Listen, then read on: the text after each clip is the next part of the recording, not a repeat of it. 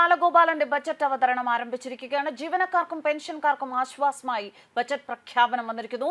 Service pension പരിഷ്കരണ കുടിശ്ശികയുടെ അവസാന ഗഡു 600 കോടി ഫെബ്രുവരിയിൽ നൽകുമെന്ന് സംസ്ഥാന ബജറ്റിലെ പ്രഖ്യാപനം ആശ്വാസമായിരിക്കുകയാണ്.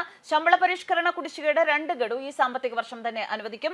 PF-ൽ ലയിപ്പിക്കും. DA കുടിശ്ശികയുടെ 2 ഗഡു ലഭിക്കാനുള്ള നടപടി സ്വീകരിക്കുമെന്നും ബജറ്റ് പ്രസംഗത്തിൽ KN ബാലഗോപാൽ പറഞ്ഞു. ധനഞെരുക്കത്തിന്റെ തീക്ഷ്ണമായ ഘട്ടത്തെ അതിജീവിച്ചു എന്ന പ്രഖ്യാപനത്തോടെയാണ് ധനമന്ത്രി ബജറ്റ് പ്രസംഗം തുടങ്ങിയത്. സംസ്ഥാനം ധനഞെരുക്കം നേരിട്ടപ്പോൾ അത് മറച്ചുപിടിക്കാതെ തുറന്നു പറയാനാണ് സർക്കാർ ശ്രമിച്ചത്. ധനഞെരുക്കം വികസന പ്രവർത്തനത്തെ ബാധിച്ചില്ല. കേരളം ഒരു ടേക്ക് ഓഫിന് സജ്ജമായിരിക്കുകയാണ് എന്നും ബാലഗോപാൽ പറഞ്ഞു.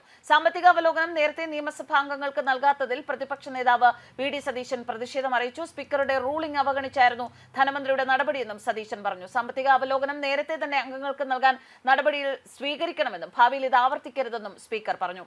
ധനമന്ത്രി KN ബാലഗോപാലിന്റെ ബജറ്റ് അവതരണം ആരംഭിക്കുമ്പോൾ കേരളം വളരെയധികം ആകാംക്ഷയോടെ നിർണായക പ്രഖ്യാപനങ്ങൾക്കായി കാതോർത്തിരിക്കുകയാണ്. വികസനത്തിന്റെ കാര്യത്തിൽ കേരളം ഒരു ടേക്ക് ഓഫിന് തയ്യാറായിരിക്കുകയാണ് എന്ന മന്ത്രിയുടെ വാക്കുകൾ ശരിക്കും ശുഭപ്രതീക്ഷ നൽകുന്നത് തന്നെയാണ്.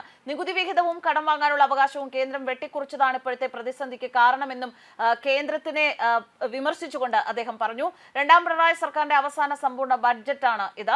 സാമ്പത്തിക പ്രതിസന്ധി അതിജീവിച്ചു എന്നാണ് ധനമന്ത്രി KN ബാലഗോപാൽ പറഞ്ഞിരിക്കുന്നത്. അച്ചടിച്ച ബഡ്ജറ്റ് ഉദ്യോഗസ്ഥർ നേരത്തെ വീട്ടിലെത്തി മന്ത്രിക്ക് കൈമാറിയിരുന്നു. വയനാട് ദുരന്ത ബാധിതർക്ക് കൂടുതൽ സഹായം നൽകുമെന്ന സൂചനയുണ്ട്. പുനരധിവാസ പദ്ധതിക്കായി 850 കോടി അനുവദിക്കും.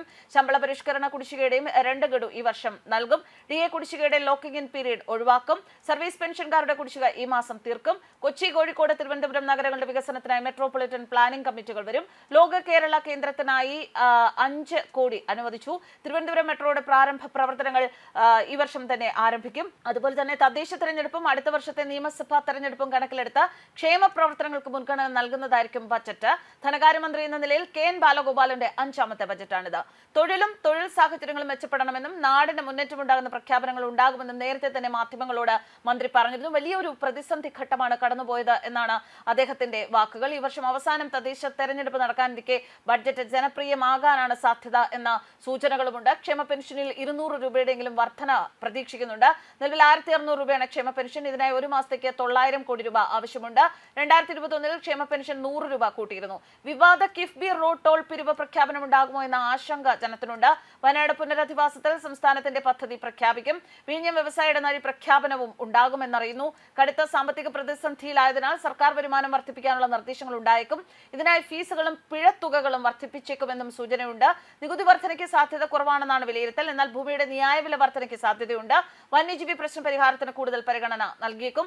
1 വർഷം കൊണ്ട് തീർക്കാവുന്ന പദ്ധതികൾ പ്രതീക്ഷിക്കാം. അടുത്ത മണിക്കൂറുകളിൽ ഇതിന്റെ വ്യക്തമായ ചിത്രം പുറത്തുവരും എന്ന് തന്നെയാണ് പ്രതീക്ഷ. News desk കർമാനസ്.